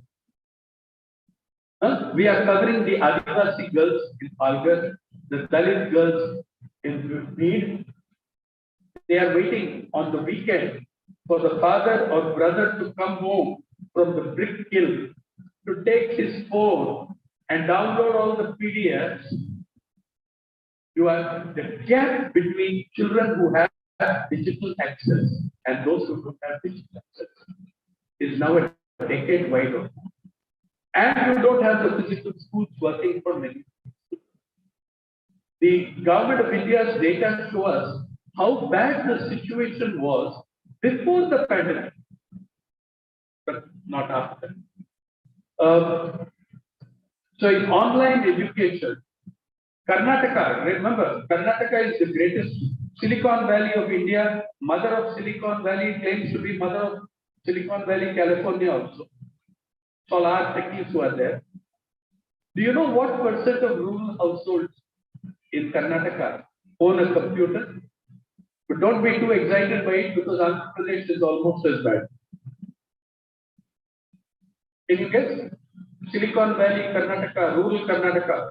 What percentage of rural households own computers? 2%. What percentage of rural population actually use the internet in the last 30 days of the survey? 8%. But you will find that those states which are more egalitarian, Kerala, Tamil Nadu, they have extremely high percentage of access and ownership of such devices, of computers, of access, because they are more egalitarian. It shows you how important your constitutional guideline is. Justice, social, economic, political. And you will find that if you take girls, you will find most of them don't have smartphones. You will find some of them have smartphones. If you then apply a caste analysis, you will find in Adivasi and Dalit girls, 0 smartphones. Social, economic, and political. The kind of inequality we have brought on ourselves, that is also showing in the public mindset. We are looking for enemies, conspiracies everywhere. Mohammad Shami, the traitor to the Indian team, a man who won you match after match after match. They are happy to believe, oh, the Khans. I was arguing with someone about this in Hyderabad. They all got to be very big in Bollywood because of Dawood Ibrahim. Did Mohammad Shami win you a dozen test matches because of Dawood Ibrahim? The inequality situation is so terrible. And if we don't stand up to it, if we don't take note of it, if we don't, including the media inequality, in the coverage of the farmers' suicide, excluding women farmers' suicide, excluding Dalit farmers' suicide, excluding Adivasi farmers' suicide. Inequality is now reaching through every pore of Indian society. At the very moment we have a regime that is scratching at the old wounds of Indian society, opening up the old wounds, even some which may have been slightly healing, even those they are having. I don't know if there's, maybe I've taken too much time, so I won't show you the slides, but I'm happy to enter into any discussion. If you have any questions or anything, that this is the state. And what did COVID-19 do for us? It gave us a brilliant autopsy, a post-mortem of the corpse of Indian society. It opens up the corpse and shows you how rotten our illness is. COVID-19 has performed a brilliant autopsy of Indian society. It shows us who we are, where we are as a society, how deep our problems of injustice and inequality are. My understanding, so I really think, see, because remember that every one of the problems I'm talking about did not begin with COVID. They were greatly deepened by COVID, which then presented you with these. But I believe there is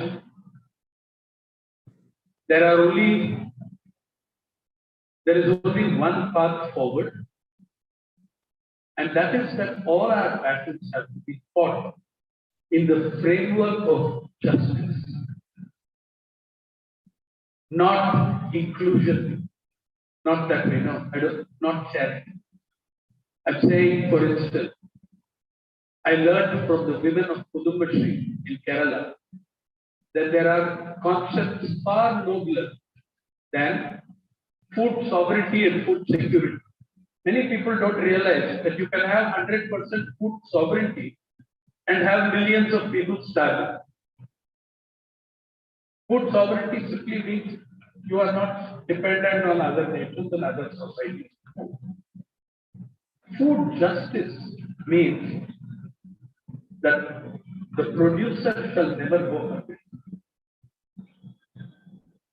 And you start with that producer. Those who produce your food, the farmers and laborers who produce your food, they should never go hungry. Health justice means that we ought to fight our battles on the ground of justice, health justice, food justice. And every one of these concepts, if not in those words, sometimes in those words, is there in your constitution, in the directive principles of state policy. The right to health and nutrition, the right to food, or the right to education, the right to work. All these are in the directive principles of state policy. My understanding is the Constitution is a much broader platform than the manifesto of individual political parties. You can bring in more people in defense of the Constitution by focusing on these principles and saying this is what our Constitution is about. It's very important in a period when a regime whose political ancestors were collaborators of the British, a regime whose political ancestors, when caught by the police in some rally, immediately wrote abject letters of protest. A regime whose revolutionary ancestors, once first day they spent in Kala Pani, as Savarkar did, start writing petitions for mercy to the British Queen, not on health grounds, but promising, I'll come out and I will support the British Empire and I will bring youth to support the British Empire. They are now rewriting the history of India to say Savarkar was the most greatest patriot of all. Amit Shah just declared that. You know, on the rights and defending of our constitution. I spoke once, I am writing a book on India's last living freedom fighters. And I spoke to Captain Bhav, the underground leader of the Tufan Sena in Satara uprising of 1943. He is now 100 years old. When I first met him and I congratulated him on the anniversary of the biggest train robbery in Indian history, maybe in the continent. In 1943, they looted the government payroll for the Bombay presidency, distributed it to starving workers and peasants at the height of Bengal famine and famine to put prices everywhere else. He said, he corrected me on two things. When I asked him about looting the train, he said, we looted nothing. We did not loot anything. The British looted money from our people, we got it back. Please don't call us looters. That was one. The second thing he said, I said, it was an astonishing achievement. You fought and won independence and freedom. He stopped. He said, no. Understand one thing. We fought for freedom and independence. We attained independence. Freedom is still the monopoly of. We fought for freedom and independence. We achieved independence. In other words, we did not achieve freedom. It's still the monopoly of freedom. That was Captain Bob. And I'm saying this to you, as Captain Bob would tell you, he is sitting in Sangli, in a village in Sangli, that defend this constitution of India. It is the will and testament of your freedom struggle. Defend the directive principles, fight for them to become fundamental rights. Fight this attack. You're wanting your constitution being replaced bit by bit with people who believe in the Manusmriti should be the constitution. Defend it. Otherwise, we are losing this battle if we don't fight back on this. We are losing the battle against inequality, and India is going to be through a terrible, terrible period. And also remember this. On the month of November, particularly remember this, that those thousands of farmers sitting in the gates in Delhi, they are involved in the greatest democratic protest conducted during the pandemic in the world. They are also fighting for you and me. They are fighting laws that dismantle the constitution, that violate the constitution, because agriculture is a state subject. The center had no business to pass those laws. They are fighting the laws that take away your right to enter court. Those laws, those clauses are now being introduced even in the anti-cow slaughter laws. So I think the fight for our freedoms must be through a fight for justice. Thank you very much for your patience and hearing. Thank you.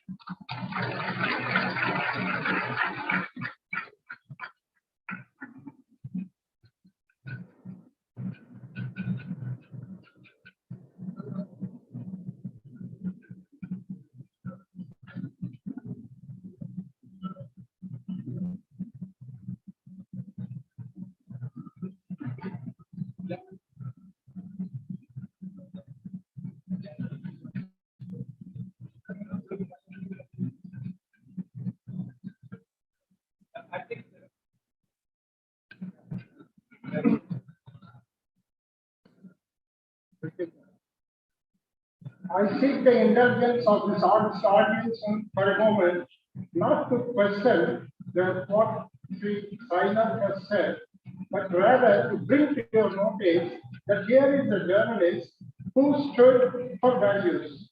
The platform that we have today, the lecture in memory of the venerable legend of Vijayawada, Sri Raghavachari, and he, both of them share the same courage, integrity, intrepidity, and critical analysis of issues.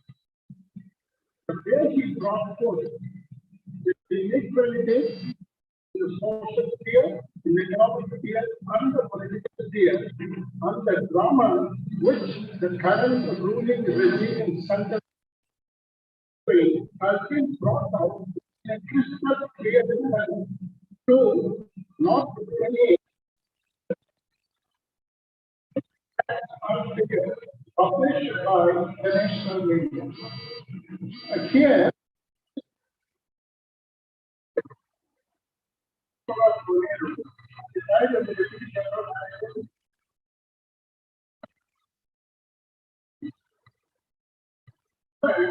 we have a union leader by David of the very and the board of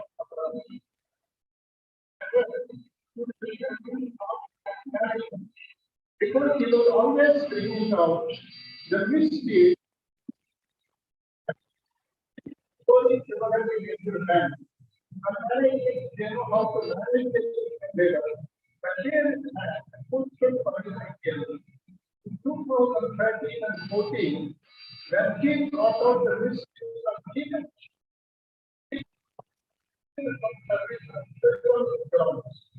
what everything was a single article written by the the power of the health. The article in the published in the all the charges of comparative. Sir, from this platform again, I thank you for the courageous stand that you are taking.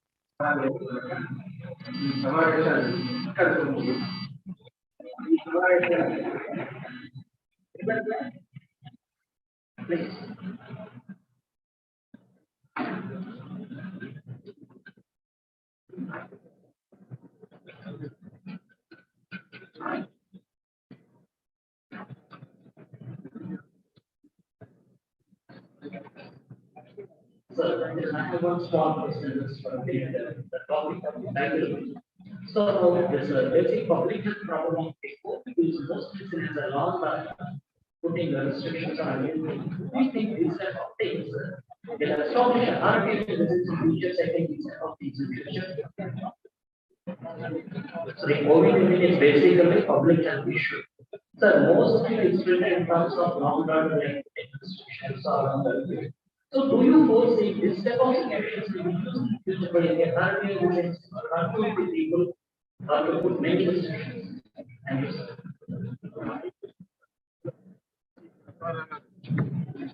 You are right that they are trying to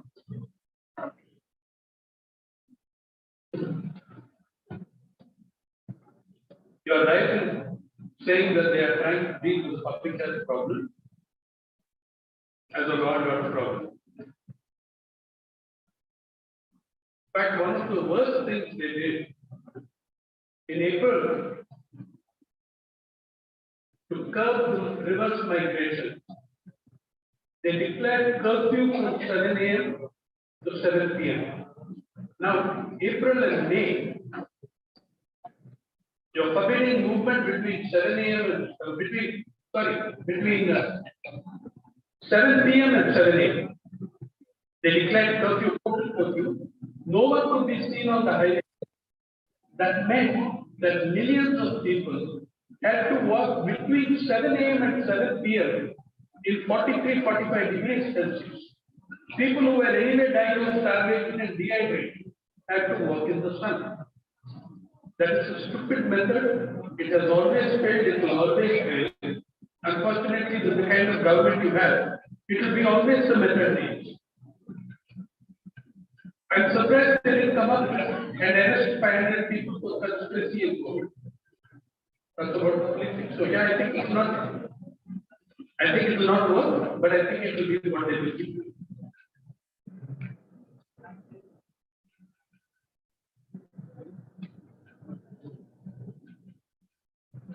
రఘవచరి trust చేసిన అభ్యర్థనను గురించి శ్రమ కోర్చి ఇక్కడికి వచ్చి మనందరినీ మరింత విజ్ఞానవంతులు చేసిన సాయినాథ్ గారికి కృతజ్ఞతలు.